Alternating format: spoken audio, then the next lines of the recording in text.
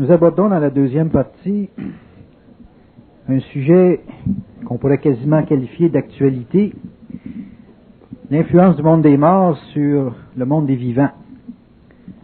Quand on parle de guerre ou qu'on parle des conflits avec l'Irak et les Américains, on s'attend à voir évidemment un certain massacre, un certain carnage. Et dans l'esprit de beaucoup de gens, l'atmosphère de la guerre peut présenter des risques même qui peuvent s'étendre ici. Et on se pose plus de questions en ce qui touche la mort, et du moins, j'ai vu plus dans les journaux de ce temps-ci des ouvrages qui étaient écrits sur la réincarnation. Et évidemment, l'importance ou l'intérêt que les gens peuvent porter à ça, peuvent demander des fois des lectures ou des documentations un petit peu plus poussées dans ces domaines-là.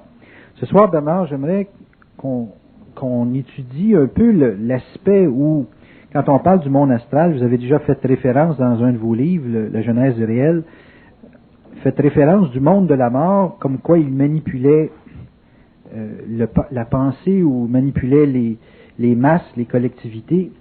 Dans quelle mesure la planète présentement est manipulée au point de se voir même interdire un espoir de futur ou une forme quelconque de futur du point de vue strictement humain? Dans quelle mesure ces forces dites astrales peuvent influencer des masses, des collectivités, des individus à vouloir faire ou vivre la guerre? Je pense entre autres au milieu arabe là, qui semble être prêt à s'engager à vivre cette expérience.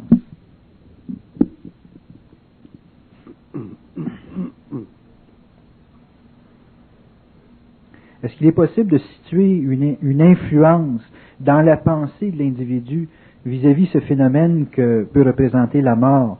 Je pense à des gens qui ont à s'engager pour aller faire une guerre, un combat, une lutte et être menacés à un niveau quelconque physiquement. Dans quelle mesure un être peut être manipulé dans les conditions actuelles ou futures face à ces domaines que peut représenter la mort? La mort est très présente. Le monde de la mort ou le plan astral est très présent, très actif dans la conscience humaine, pour un certain nombre de raisons. Premièrement, la plus importante raison, c'est parce que l'homme, même avec toutes les études qu'il a fait dans l'évolution de la pensée psychologique, ne connaît pas encore la racine de la pensée. La pensée, pour l'homme moderne, même pour les scientifiques, ça demeure encore un phénomène mystérieux. La pensée n'est nullement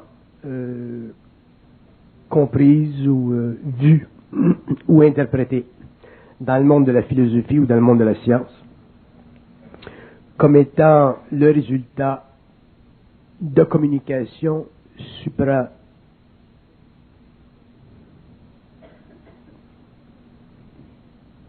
suprasensible entre le plan matériel et les plans subtils.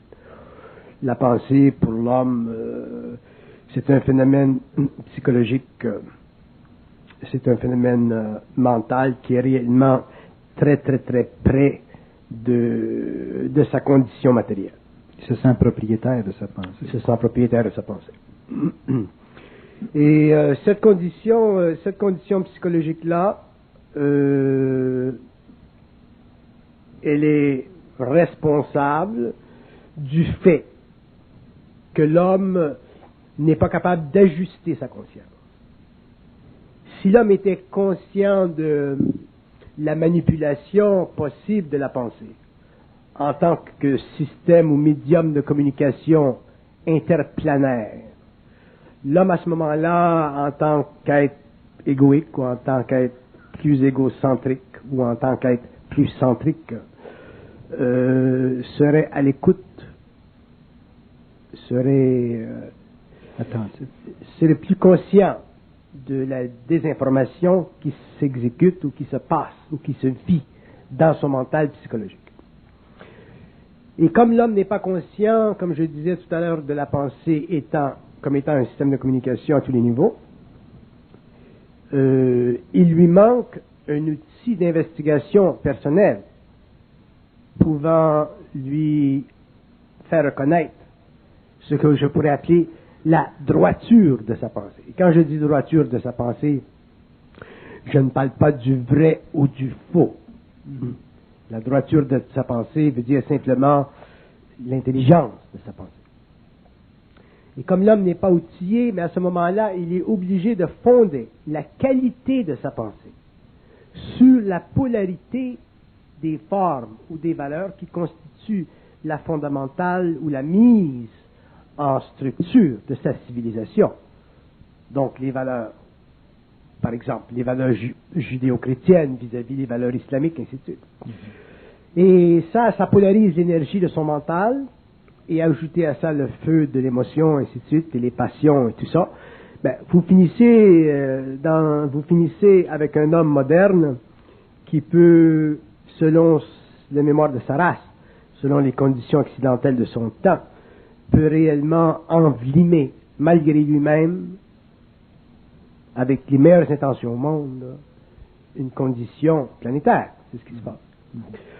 Donc, l'homme est dans une condition qui est très particulière, dans ce sens qu'il a une conscience animale, intelligente. Par contre, il est infirmé par le fait qu'il n'a pas la science de la pensée. Il n'a pas la science du mental. Et cette science du mental ne peut pas lui être dictée par la civilisation. Il est obligé, pour y avoir accès, entrer en contact avec des filatures ésotériques ou des filatures hermétiques qui sont très restreintes sur la Terre, qui ne sont pas nécessairement affichées dans le monde des universités ou des grandes académies.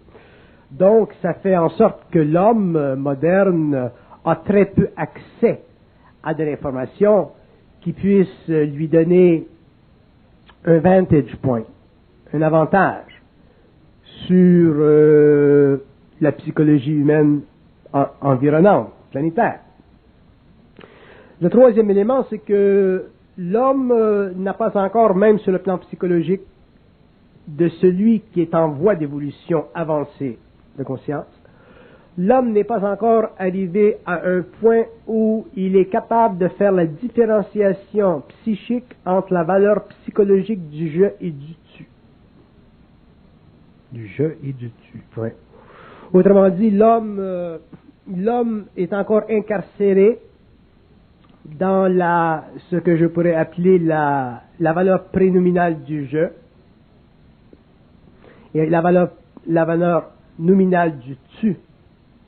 Et il est incapable psychologiquement de s'attribuer les deux valeurs en même temps ou de s'en dissocier dans un même temps pour prendre conscience de la médiumnité télépathique.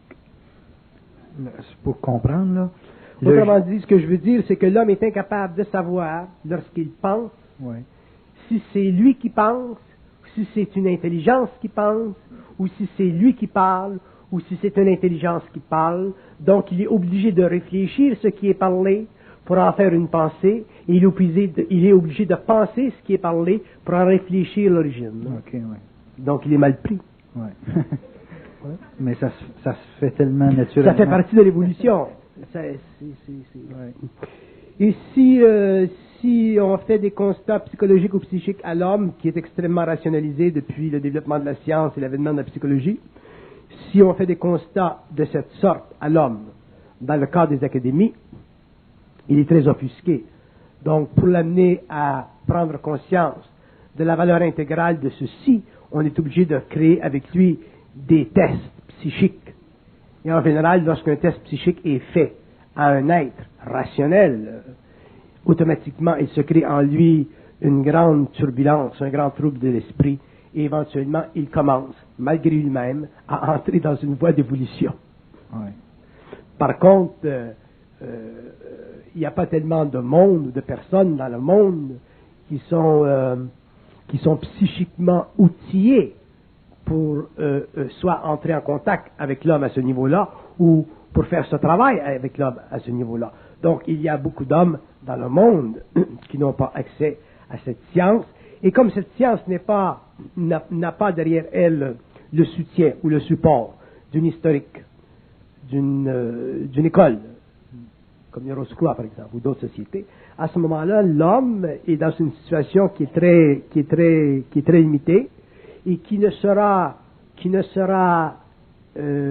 remplacé que par la puissance vibratoire de certains écrits dans le monde qui apparaîtront dans le temps. Des écrits tellement puissants sur le plan vibratoire que ces écrits étant lus créeront le travail que l'homme normalement de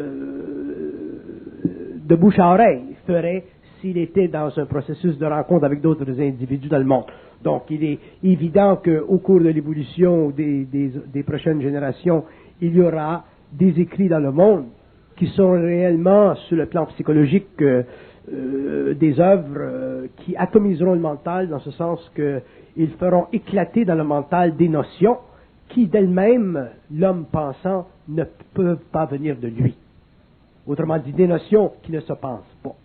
Et lorsque l'homme entrera en contact avec des notions qui ne se pensent pas, qui sont impensables, mais qui ont été écrites, à ce moment-là, il commencera à réaliser qu'il y a des gens dans le monde qui ne pensent pas, mais qui parlent avec d'autres plans, d'autres mondes, d'autres niveaux d'intelligence. À ce moment-là, la transmutation du mental de ces hommes en différentes langues pourra lentement s'établir et commencer à éliminer de l'inconscience humaine le fameux voile de la pensée subjective, qui est extérieurement parlant la plus grande illusion de l'ego humain animalisé sur la Terre. Le grand mur qui sépare la conscience individuelle, évolutive de la conscience individualisée évolutive. Moi, j'ai deux questions. Avec tout ce que vous dites, on voit que le je, quand un individu se sent propriétaire de sa pensée, semble provoquer des conditions de manifestation ou d'expression de sa parole qui sont justement subjectifs. L'autre aspect, c'est que comment on fait pour débarquer le je de la perception qu'on a quand on pense? On ne peut pas le débarquer parce que le je fait partie intégrale de l'illusion de l'ego. Donc, comme il fait partie intégrale de l'illusion de l'ego doit être maintenu en équilibre émotif et mental afin que l'esprit puisse travailler à long terme avec l'évolution de l'âme. Si le je était éliminé de la conscience de l'homme instantanément, l'homme vivrait la folie instantanément, ce que certains ont connu dans le processus de la fusion instantanée. Donc, pour l'homme en évolution, le je n'est pas éliminé instantanément, mais avec le temps, il est réduit à une constatation qui permet à l'ego de ne pas pouvoir, dans le temps, s'approprier l'intelligence du moi qui utilise le je pour glorifier l'ego. Vous comprenez? Oui. Mais vous dites que si on débarque le je, l'individu vient fou. Mais si on débarque le je, l'individu n'a pas la possibilité de penser que cette pensée vient de lui. Donc, je ne vois pas comment il peut vivre un déséquilibre à ce moment-là. Il fait simplement sentir qu'il y a quelque chose qui passe en lui. Pour que l'individu soit enlevé le je, pour que le je soit éliminé de la conscience individuelle, il faut qu'il soit remplacé par un tu. S'il est remplacé par un tu, il est remplacé par la personnalisation cosmique de l'ego à travers la conscience mentale éthérisée de son origine mentale, c'est-à-dire de son intelligence. Donc, à ce moment-là, l'ego est capable d'entrer en communication télépathique avec ce plan mental-là, où le tu fait partie de la conscience de l'ego, mais dans le cadre d'un échange créatif avec un moi qui n'est plus capable de jeifier son existence. À ce moment-là, il y a fusion. Donc, automatiquement, l'ego est protégé sur le plan du je, de perdre l'esprit et de créer dans l'électricité de son mental et de son cérébral des courts-circuits qui l'amèneraient à la folie. Mais pour l'homme en évolution, le je, ou l'élimination du je, ou la transcendance du je, ou la transmutation du je, doit se faire avec le temps, pour que l'ego puisse, petit à petit, prendre conscience de la coexistence du je et du tu sans que lui en tant qu'entité, parce que le je, qui est la partie mentale du moi, ou l'expression mentale du moi, ne doit pas être menacé de mort psychologique ou de mort matérielle ou de mort sur le plan d'esprit. Donc, pour que le je soit maintenu en équilibre, il faut que le travail de transmutation du je en dessus et le balancement ou le mouvement de flux et de reflux de cette personnalisation de l'ego se fasse lentement, et c'est pourquoi l'homme de l'évolution, l'homme de l'avenir, qui vivra une transmutation psychologique de son ego, autrement dit une transformation très prudente de son moi sur le plan psychique, le fera ou la vivra, cette transmutation-là, par rapport à sa source et non pas par rapport à son moi égoïque. Autrement dit, l'homme ne peut pas se protéger contre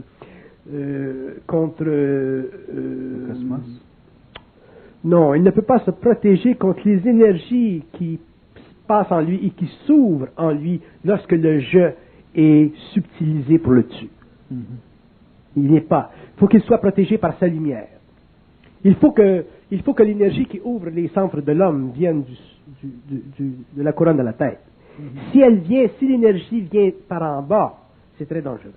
Si l'énergie vient par en haut, à ce moment-là, l'homme, il est protégé par sa propre lumière, par sa propre source. C'est dans ce sens-là que Aurobindo avait raison quand il disait le Hatha Yoga. Dans le Hatha Yoga, l'énergie doit venir par en haut.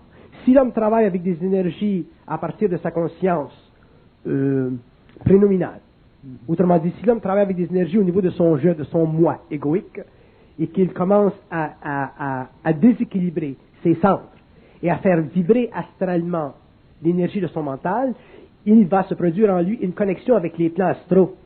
Comme les médiums. Comme les médiums.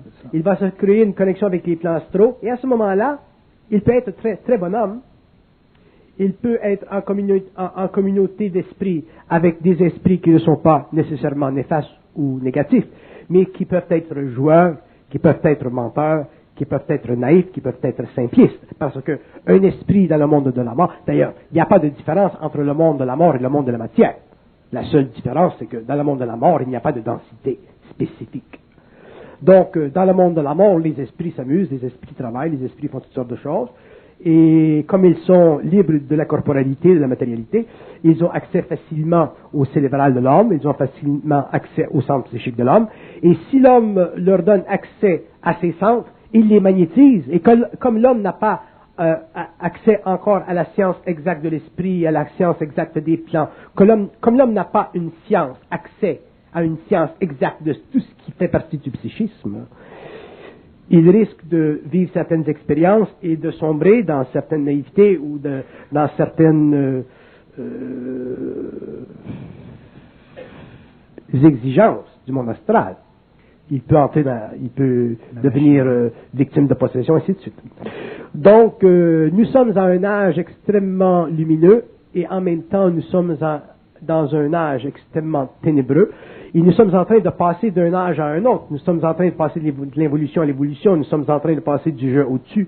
Nous sommes en train de réaliser la cosmicité de l'homme. Et pour le faire, nous sommes obligés, temporairement, d'être indiqués par certaines voies d'instruction, des méthodes à suivre qui ne peuvent être vérifiées que par nous, dans la mesure où nous avons suffisamment de maturité pour ne pas tomber dans le piège psychologique de l'ego qui veut à tout prix croire qu'il est investi d'une certaine certitude ou d'une certaine faculté dans son rapport avec l'invisible.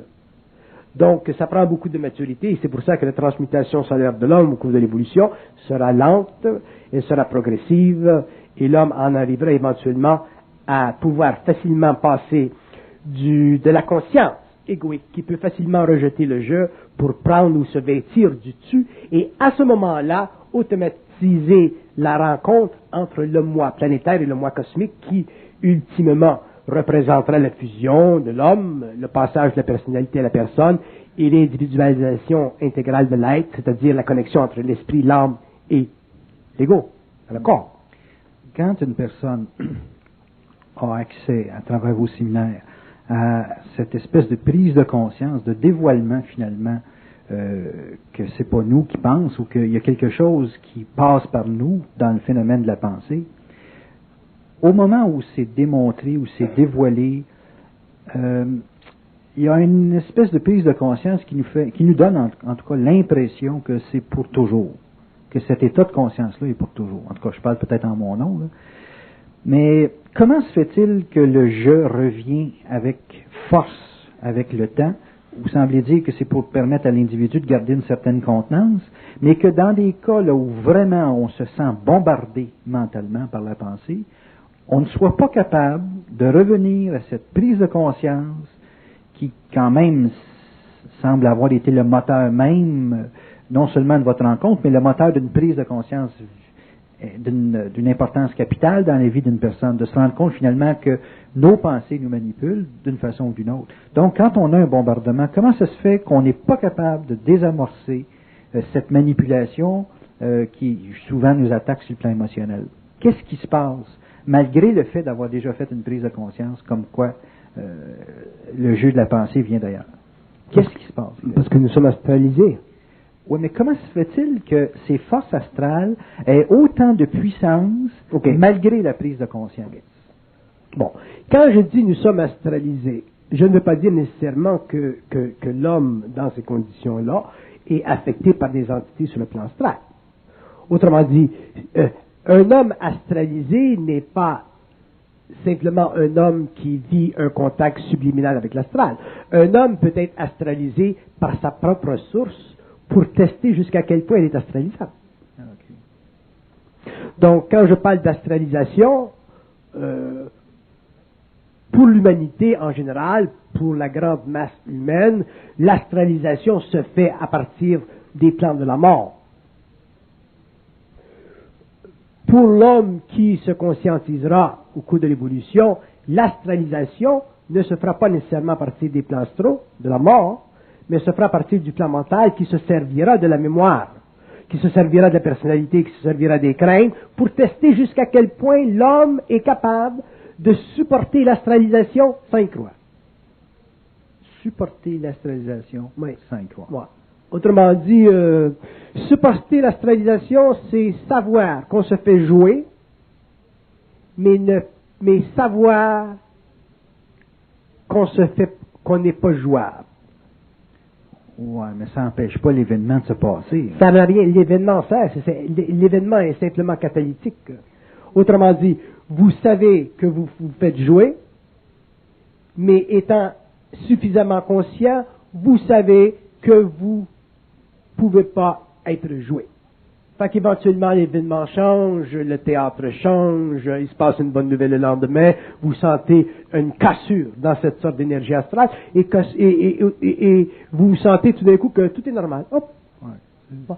Hier, vous étiez dans des nuées astrales abominables, et aujourd'hui, vous êtes prêt à vivre votre conscience normale, créative. Vous êtes totalement bien. Aujourd'hui, vous êtes totalement bien. Je ne dis pas que vous êtes heureux. Je dis que vous êtes totalement bien. Mais hier, vous étiez dans une sorte de confusion astrale puissante. De guerre. Puis aujourd'hui, alors l'homme va devenir habitué à ceci. C'est un peu, l'astral, c'est un peu comme Hitchcock avait une bonne définition du bonheur. Hitchcock disait, être heureux, c'est quand il n'y a jamais de nuages dans le ciel. Donc, être conscient ou, non, je vais le dire d'une autre façon. Ne pas souffrir de l'astral, c'est quand il n'y a pas de nuages dans le ciel. Bon. Nous vivons sur une planète où, en général, il y a des nuages qui passent de temps en temps. Alors, un homme qui serait conscient, il sait qu'il y a des nuages qui passent, des nuages passent, donc il est astralisé. Il n'y a pas le pouvoir de les faire éclater, les nuages. Mais il a la conscience que derrière les nuages, il y a le bleu planétaire, atmosphérique, du ciel. Il n'y a pas un homme qui vit l'illusion qu'aujourd'hui, il y a des nuages, il n'y a plus de soleil. Ça prendrait un être réellement abysmal pour penser comme ça. Donc, un homme moderne sait que demain, peut-être ça va se passer. Au niveau de l'astral, c'est la même chose. L'homme, quand il vit l'astral, que ce soit un astral qui vient réellement de l'astral ou que ce soit des pensées qui sont intelligemment orchestrées de façon astrale pour tester la la vibration supérieure de l'ego, ou du moi qui se conscientise, à ce moment-là, ok, il se laisse astraliser, mais oui, il ne peut pas faire autrement, mais il sait que derrière ça, il y a le ciel, il y a le bleu du ciel, derrière les nuages. Mais ce qui arrive avec les gens, c'est que quand ils vivent l'astral, surtout s'il est réellement épais, le nuage, il y a des gens qui se déconfiturent tout de suite. Les culottes leur tombent, la dépression, tout se produit. Parce qu'ils ne sont pas capables de comprendre, ils n'ont pas encore suffisamment d'expérience pour comprendre que même si c'est une grosse pluie torrentielle de merde, c'est temporaire. Parce que même en pensant, ça sent des fois. Parce que même quand il le pense, ça sent. Justement. Mais c'est fort. C'est très fort. Effectivement, c'est très fort. Effectivement. Et c'est ça qui fait partie de l'inconscience de l'homme. Donc, si vous ne savez pas ça, imaginez-vous ce que vous ne savez pas. Et si vous savez ça, imaginez-vous ce que vous ne savez pas encore. Mais il n'y a pas de technique pour désamorcer une pensée qui nous fait vivre une vibration. Il y a des techniques. Il y a des techniques. Oh, c'est intéressant. Il y a des techniques. Mais oui, la méditation, c'est une technique. Il y a toutes sortes de techniques. Mais des techniques, ce sont des techniques. Ouais. Des techniques, ce sont... Qu'est-ce que c'est une technique? Une technique, c'est une méthode, c'est une manière, c'est une utilité, un outil pour l'ego qui lui permet temporairement de relaxer. Okay. Mais il ne s'agit pas pour l'ego de relaxer Ouais, je comprends. temporairement. Il s'agit pour l'ego de ne jamais être amené à ne pas pouvoir relaxer, quel que soit ce qui se passe. Alors, si vous êtes dans une gare où vous faites de la méditation, vous êtes dans un restaurant, chaque fois qu'il se passe quelque chose, vous allez être obligé de vous asseoir le cul à terre et faire de la méditation. Alors, il y a des moments dans la vie où tu ne peux pas méditer. Tu ne peux pas méditer quand tu es dans un avion en Grèce, tu ne peux pas méditer quand tu es dans un restaurant et les clients veulent le sandwich. Il y a des sortes de places dans le monde où tu ne peux pas méditer. Et c'est justement dans ces temps-là où, effectivement, il faut que tu saches qu'il y a derrière le nuage le ciel. OK. Bon, le seul fait... Remarquez bien que je ne critique pas la méditation. C'est extraordinaire comme outil. Mais je parle de conscience. Je ne parle pas de technique psychologique qui nous permet de bénéficier un peu de la spiritualisation astrale de notre conscience. Je parle de la conscience qui fait partie de l'intelligence de l'homme, de l'intelligence de l'ego, qui connaît les lois de l'esprit, les lois de la pensée, et qui connaît réellement le territoire occulte, ou occulté, ou hermétique, qui peut être utilisé par des entités astrales ou par son double qui cherche constamment à travailler le terrain pour en arriver éventuellement à une unité, à une individualisation de l'homme. Bon, la manipulation du double, vous semblez dire que c'est pour son développement, son évolution. La manipulation de l'astral, c'est quoi son objectif? Quand l'astral ou le monde de la mort veut manipuler par la ben ça fait partie des lois du monde de la mort. Comment on peut faire la différence? Comment on peut savoir qu'on est manipulé par une dynamique astrale ou qu'on est manipulé par une dynamique de l'esprit? Est-ce qu'il y a quelque chose qui nous permet de le reconnaître? Pour les hommes, c'est difficile. Ce que l'homme devrait faire quand il est manipulé, que ce soit d'un plan ou d'un autre, de savoir qu'il est manipulé. Autrement dit, quand tu n'es pas intelligent dans ta tête, bon, je vais vous dire. Quand l'homme vit des pensées qui le font souffrir, que ces pensées viennent de l'astral, ou que ces pensées viennent du double, ce n'est pas de l'intelligence. De l'intelligence, ça ne fait pas souffrir. De l'intelligence, ça crée. De l'intelligence, ça rassure. De l'intelligence, ça harmonise. Toute forme de pensée qui n'est pas de cette nature, dont la fonction n'est pas de ce calibre, est une forme de pensée utilisée par un plan quelconque d'intelligence, que ce soit le plan mental ou le plan astral, pour soit l'utilité du plan astral dans le cas du monde de la mort, ou pour l'utilité dans le cas du plan mental pour la transmutation de l'ego. D'une façon ou d'une autre, c'est de la manipulation, et d'une façon ou d'une autre, l'homme doit savoir que c'est de la manipulation, et avec le temps, il en arrive à réaliser que c'est de la manipulation. Avec le temps, il en arrive à savoir que c'est de la manipulation. Ou tu souffres, ou l'homme souffre. Quand l'homme souffre, c'est de la manipulation. Effectivement, si cette manipulation vient du plan mental, elle peut être extrêmement subtile, extrêmement utile, extrêmement créative. Donc, elle fait son travail pareil, parce que c'est fatigant. Par contre, l'homme doit être suffisamment intelligent pour savoir qu'il se fait un travail pur et sain. La source fait son travail. Mais l'ego, lui, doit être suffisamment conscient pour savoir que la source fait un travail. À ce moment-là, il se libère de la tendance à s'assujettir à la qualité astrale de la pensée. Par contre, si cette pensée elle est le produit d'une communication subliminale avec le plan astral des entités ou du monde de la mort, à ce moment-là, le niveau de conscience est très inférieur, et à ce moment-là, ça fait partie de l'évolution de l'homme, et un jour, l'homme en arrivera à se libérer de ses contacts intérieurs avec sa conscience, et à ce moment-là, son intelligence ou ses pensées deviendront plus lumineuses, et le contact avec le double se fera, ainsi de suite. Mais ce n'est pas important que l'homme sache si ses pensées viennent de l'astral ou viennent du plan mental, parce que là où il y a souffrance, là où il y a manipulation, que ce soit d'un plan ou d'un autre, ça n'a pas d'importance. Okay. Alors, je vous arrête parce que ce sont des points importants que je veux faire. Ce qui est important pour l'homme, c'est de savoir que quand il souffre dans sa tête, il est manipulé. Alors, un homme qui serait réellement conscient de la qualité absolue de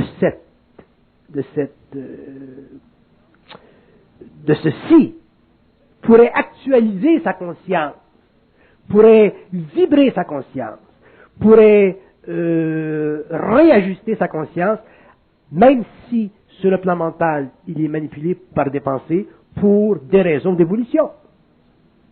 Moi, je le vis. Moi, il ne faut pas vous imaginer que je ne vis pas d'accord, je ne vis pas des pensées probablement comme l'homme le vit, mais je vis des communications qui très souvent me cassent les pieds. Par contre, je connais tellement le jeu de ces communications-là que je la risque pas facile, et à ce moment-là, je coupe la communication, et lorsque je suis arrivé dans un certain temps où je ne suis plus intéressé à vivre de ces communications-là, je suis capable de couper la communication à un point où, même sur le plan mental, ils ne sont pas capables de me parler parce que j'ai moi-même figé dans mon propre temps les corridors d'énergie qu'ils utilisent pour la communication télépathique avec moi. Donc, l'homme, c'est un être libre. L'homme peut même en arriver un jour à pouvoir, s'il le veut, à volonté, se mettre dans un état mental de cessation intégrale de pensée. Donc, à partir de ce moment-là, tu ne te fais plus baver dans la tête par des êtres ou des intelligences ou des plans, que ce soit des plans astraux, rendus à ce niveau-là, ce sont des plans mentaux, mais même sur le plan mental, sur le plan des architectures, on ne te casse plus les pieds, parce qu'on sait que ça ne fait plus rien, donc pour eux, ça devient de l'énergie perdue. Mais ils sont très intelligents. Ils vont créer des conditions particulières. C'est très intelligent de l'intelligence. Ils peuvent créer des conditions très particulières. Et à ce moment-là, ils vont tester encore pour voir jusqu'à quel point l'homme a un mental de granit. Et lorsque l'homme a un mental de granit, à ce moment-là, il n'y a plus de travail à faire, ils ne peuvent plus rien faire. Donc à ce moment-là, il y a coupure de communication jusqu'à ce qu'il la réutilise, la communication, simplement au niveau verbal, mais intérieurement, il n'y en a plus. Donc à ce moment-là, tu es bien. Quand vous coupez la communication, vous ne pensez plus. Ça ne pense plus. Quand vous coupez la communication, il n'y a plus de pensée. C'est-à-dire qu'il n'y a plus de communication. C'est au-delà de la pensée. Il n'y a plus de communication. Okay. Parce que pour un être conscient, de la pensée, ça n'existe pas en soi. Il y a de la communication. OK. Bon. On va prendre le mot communication. Quand il n'y a plus de communication, est-ce que, concrètement, dans la vie, vous êtes capable de continuer à fonctionner? Mais oui, vous continuez à fonctionner parce qu'il y a l'énergie de la communication. La communication, c'est simplement la manifestation formelle de l'énergie. Mais derrière la communication, derrière la forme, il y a l'énergie. Pourquoi les gens ont l'impression que pour prendre... Là, vous me parlez. Quand vous me parlez, vous ne pensez pas à ce que vous me dites? Non. Vous parlez? Oui. Bon, vous pourriez me dire la même chose, le recevoir dans le mental et le dire, mais au lieu de le recevoir dans le mental et le dire, vous le dites directement. Donc, vous ne vous préoccupez pas psychologiquement de la forme, vous simplement la manifestez créativement par la parole. Mais je pourrais dire que la parole, c'est de la communication. La parole, c'est de la communication matérialisée à travers le mental qui ne se sert pas de l'ego pour réfléchir la pensée. Oui. Donc, ça veut dire que toutes les personnes qui pensent et qui prennent une décision, disons, par après, avoir ça, c'est pas pensé. pareil. Si vous pensez que vous prenez une décision par après, vous pensez d'abord et vous prenez une décision par après. Ça fait partie de la qualité de votre mental. Comme l'homme peut prendre une décision instantanément sans jamais avoir à penser à la décision. Oui. La raison pour laquelle les gens pensent et prennent une décision par après, c'est parce que les gens sont inconséquents avec la qualité créative absolue de leur mental. Ils sont incapables de réellement appliquer ou mettre le pied dans le vide de leur mental parce qu'ils ont l'insécurité de se tromper ou de faire une erreur. Mais un homme qui serait conscient, il n'a pas besoin de penser avant pour faire l'action. Il fait l'action, point final. Sachant, dans qu'il fait l'action, qu'il ne se trompe pas. Mais pour faire l'action sans avoir à penser avant, à la réfléchir, pour s'assurer de la validité de l'action qui vient après la pensée, il faut avoir un mental suffisamment sécure, c'est-à-dire une émotivité qui est à sa place et une mentalité qui est à sa place. Bon, un individu qui ne pense pas, comme vous dites, là, c'est un être qui n'est pas manipulable. Un individu qui ne pense pas ne peut pas être manipulé parce qu'il ne peut pas, on ne peut pas utiliser la pensée et la faire réfléchir dans sa conscience. Si vous me dites grossièrement, mange de la merde. Supposons que vous me disiez ça, mange de la merde. Il ne se produit rien dans ma tête. Je ne penserai même pas dans ma tête de vous dire, mange-en toi aussi.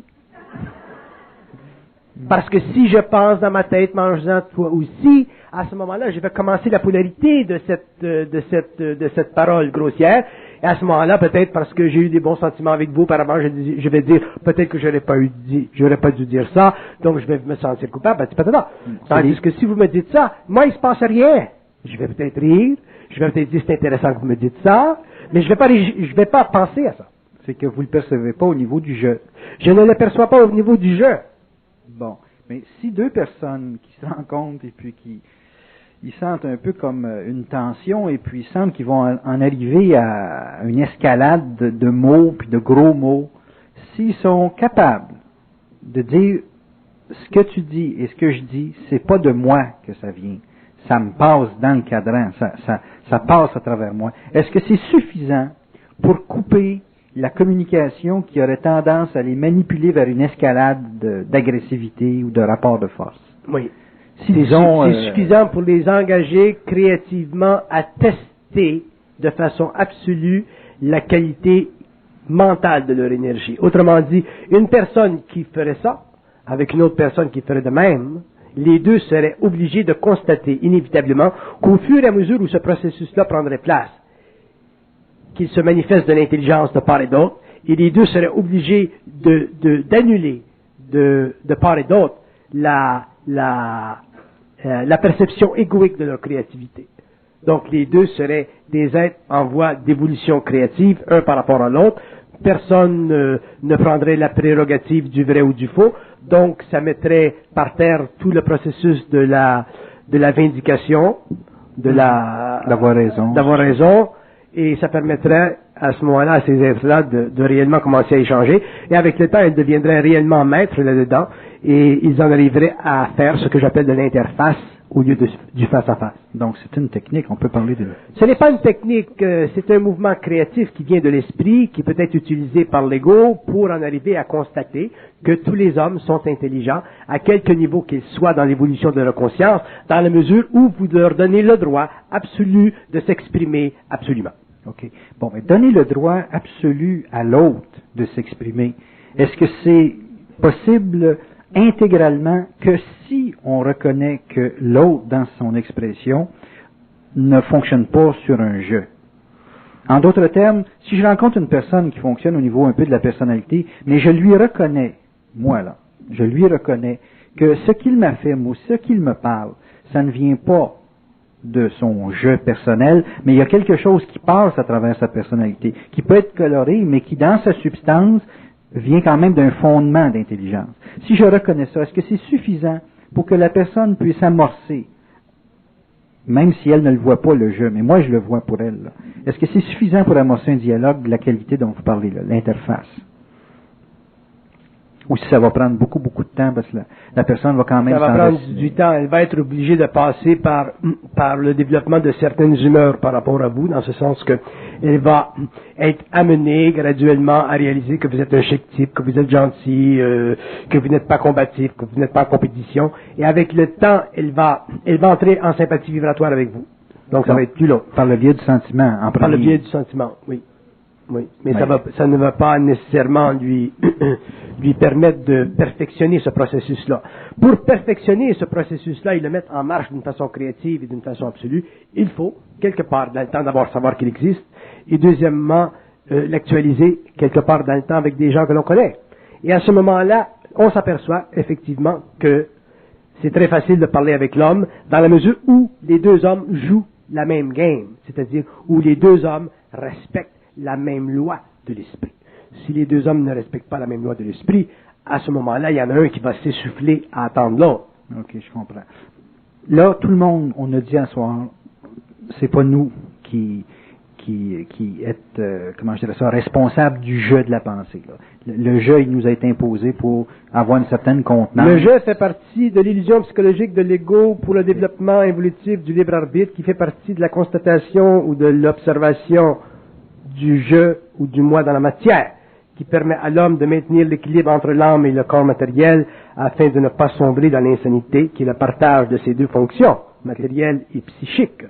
Donc le jeu, en réalité, est simplement une des grandes illusions universelles qui a été créée pour le développement de l'ego.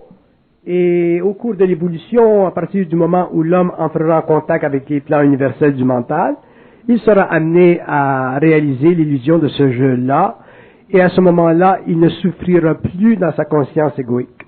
Il ne souffrira plus dans sa personnalité. Il aura une conscience mentale créative. Bon, le seul fait de savoir ce que vous venez de dire, est-ce que c'est suffisant pour déclencher le désamorçage progressif de l'importance qu'on accorde au jeu? Parce que moi, je vois toujours dans le jeu de la pensée une décision en bout de ligne qui fait agir l'individu en ayant l'impression qu'il est propriétaire encore là de la décision et se donne de l'importance dans la décision. Tu sais, la personne dit, la pensée que j'ai, c'est ma pensée. Ils ont même des droits d'auteur sur la pensée des individus. Et puis, à travers cette pensée-là, l'individu agit, pose des actes et se dit encore là propriétaire de l'acte. Et donc, par conséquent, responsable de l'acte.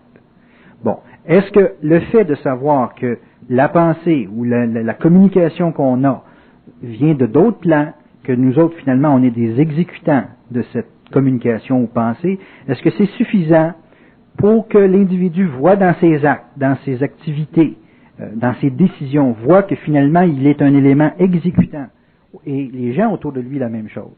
Est-ce que c'est suffisant pour voir ça? Ou s'il faut absolument passer par le biais des déceptions, des tourments, de l'impression de s'être trompé dans une décision ou dans une pensée, quoi que ce soit. Est-ce qu'il faut absolument traverser toute la souffrance de la polarité pour comprendre que le jeu est inutile? On peut-tu faire un bypass? On peut-tu couper à travers, comme on dit? Le fait simplement de le savoir.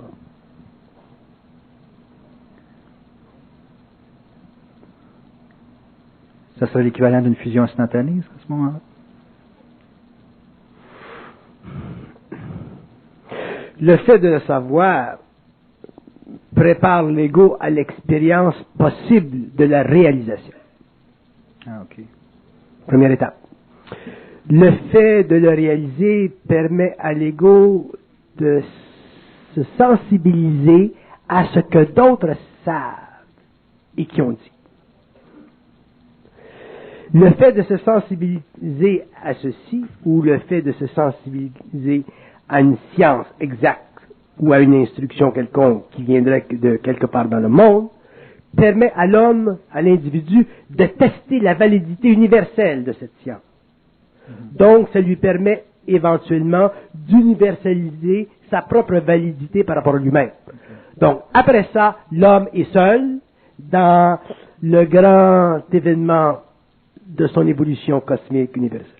Donc, il a des preuves à rencontrer. Autrement dit, il faut que l'homme soit aidé. Bon, l'homme est aidé. Il y a des hommes dans le monde qui peuvent aider l'homme à mettre le doigt sur des aspects réellement très hermétiques de l'ébullition de la conscience humaine, de la pensée égoïque. Bon, il y a des hommes dans le monde qui ont cette faculté, cette vibration. Bon, alors, ces hommes-là s'acheminent, l'information sort, il y a des hommes qui entrent en contact avec, la diffusion se fait. L'homme, éventuellement, est mis l'ego, éventuellement, est mis en situation de test. Comme la vie de chaque homme est connue, comme la programmation est universelle, à ce moment-là, un homme peut être en Afrique et entrer en contact avec un autre homme qui va lui amener l'élément nécessaire pour l'ouverture de son propre esprit. Ça, on sait. Chaque homme rencontre l'homme de sa mesure. Et si la science, ou cette science qui est très précise, très exacte, vient en contact avec l'homme, éventuellement, à cause de la précision de cette science et de la qualité absolue de son origine, l'homme, dans le temps, sera amené à constater par lui-même que la validité de cette science est en fonction de sa propre capacité de l'éprouver elle-même dans son rapport intérieur, personnel, avec l'origine de sa pensée. Je donne un exemple. L'homme peut aller chez lui le soir et dire, on va tester ça pour voir si c'est vrai, ce qui est dit quelque part dans le monde.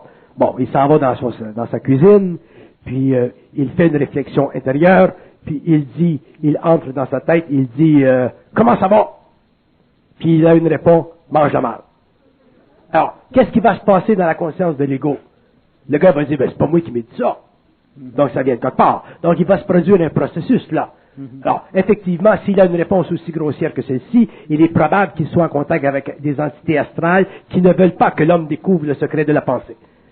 Si l'homme a été en contact avec l'astral depuis les temps immémoriaux, les Atlantes, les Égyptiens, les Hindous, les Rishis, les Grecs, les Romains, jusqu'au Moyen-Âge, jusqu'à la Renaissance, ça fait quelques centaines d'années qu'on commence à rationaliser le contact entre l'homme et l'invisible et à formuler d'une façon beaucoup plus logique. Mais si l'homme avait été en contact avec l'invisible pendant si longtemps, et qu'il avait été en contact avec un invisible mental, c'est-à-dire avec un monde qui ne fait pas partie du monde de la mort ou du monde de l'expérience de l'âme, l'homme aujourd'hui, après ces siècles et ces siècles de contact avec l'invisible, serait arrivé à un point d'évolution tellement avancé que des hommes comme moi n'existeraient pas sur le plan matériel. L'humanité serait consciente. Donc l'astral, pendant l'évolution, n'a jamais servi. D'ailleurs, Kardec avait entièrement raison quand il disait « on ne demande jamais au monde des esprits la vérité ». On ne demande jamais au monde des esprits de la vérité parce que la vérité, ça fait partie de l'astralisation de la pensée pour le réconfort psychologique de l'ego dans le monde de la matière. Donc, si le monde astral ne peut pas donner à l'homme l'équivalence psychique, mentale, créative de l'intelligence, parce que ça fait partie du monde de la mort, donc ça fait partie du monde de l'expérience de l'homme, donc ça fait partie du monde de l'homme en dehors du corps matériel, ce qu'on appelle les désincarnés, il est évident que pour que l'homme ait accès au réel, c'est-à-dire à toutes ces zones d'intelligence qui sont en dehors de la vérité et du mensonge, il est obligé de substituer à la connivence des forces astrales le je pour le tu, le jour où il a la maturité, la force et l'équilibre psychique nécessaires pour supporter une présence nouvelle en lui qui est son esprit. Si l'homme est capable de faire ceci, la partie, elle est gagnée au niveau de l'évolution. La partie, elle est gagnée sur le plan de l'évolution de la conscience cosmique sur la Terre. Le reste, c'est simplement a matter of time. C'est une affaire d'évolution, de temps, de prise de conscience, d'élargissement d'élargissement de ses facultés psychiques, développement de ses centres psychiques, l'ouverture de ses centres psychiques, ainsi de suite. C'est un travail qui se fait directement entre la source et l'homme. L'homme commence déjà à être libre et l'évolution embryonnaire du surhomme est en voie de développement. Mais si l'homme n'est pas dans le temps, qu'il soit de n'importe quel pays, de n'importe quelle zone, de n'importe quelle race, si l'homme n'est pas dans le temps amené à être en contact direct avec des sources d'informations qui ne sont pas astralisables, c'est-à-dire qui ne sont pas définissables selon la loi du vrai et du faux, selon la loi de la spiritualité des nations, selon la loi de la spiritualité des âmes raciales, c'est-à-dire de ce que je pourrais appeler des forces vives latente des nations qui supportent l'immondice astral de tous les hommes sur la terre et qui leur enlève l'intelligence des mystères. À ce moment-là, c'est impossible pour l'homme de passer de la conscience planétaire involutive à la conscience planétaire cosmique morontienne. Donc, il est évident que l'homme nouveau, appelez-le comme vous voulez, l'homme du nouvel âge, sera obligé par lui-même, de structurer sur le plan matériel, à partir du moment où il est dans une enveloppe matérielle, de structurer des formes de sagesse, des formes de science, que vous pouvez appeler des formes de pensée, à la mesure de son pouvoir créateur, c'est-à-dire à la mesure de sa liberté mentale, c'est-à-dire à la mesure de sa capacité de ne pas nager ou de ne pas renager avec les anciennes ambitions astrales de l'humanité, qui sont les mémoires de l'homme. Mais pour un être humain, de ne pas vivre les mémoires de sa race, c'est quelque chose d'absolument difficile. Regardez les grands peuples qui ont de grandes histoires, les peuples qui ont souffert, les peuples qui ont écrit dans le sang leur histoire, ou qui ont paginé leur histoire, comme les Arabes, les Juifs, des peuples absolument extraordinaires, mais des peuples qui ont été tellement polarisés par l'énergie de leur grande spiritualité qu'ils ne sont plus capables aujourd'hui de voir au-delà de la conscience ancestrale qui fonde son empire sur l'homme dans la polarité du bien et du mal. Et nous avons ces deux grandes races, ces deux grands chics du désert, ces deux grands esprits du désert, des batailles qui ne finissent plus. Donc, il faut que, il y a quelqu'un qui me demandait dernièrement pourquoi le conflit qui se produit dans le monde, ainsi de suite, et j'ai répondu à cette personne que le conflit dans le monde aujourd'hui, il est nécessaire pour la destruction de l'esprit moyenâgeux de l'humanité. Autrement dit, il existe dans le plan astral aujourd'hui des forces qui font partie de l'esprit moyenâgeux de l'humanité. Ces forces sont des âmes désincarnées qui contactent de façon par le biais de l'intuition des êtres ouverts à l'esprit, à l'exploitation de l'esprit, ainsi de suite, par le truchement des religions, par le truchement des différentes formes d'éthique. Et ces forces-là doivent être neutralisées dans la conscience de l'homme pour que l'homme puisse passer au 21e siècle. Donc, le conflit mondial aujourd'hui, qu'il soit terrible, d'ailleurs il doit l'être, parce que l'humanité a besoin d'un choc. L'humanité ne peut pas passer d'une conscience évolutive à une conscience nouvelle. L'humanité ne peut pas passer au 21e siècle sans abattre le territoire moyenâgeux astral de l'évolution.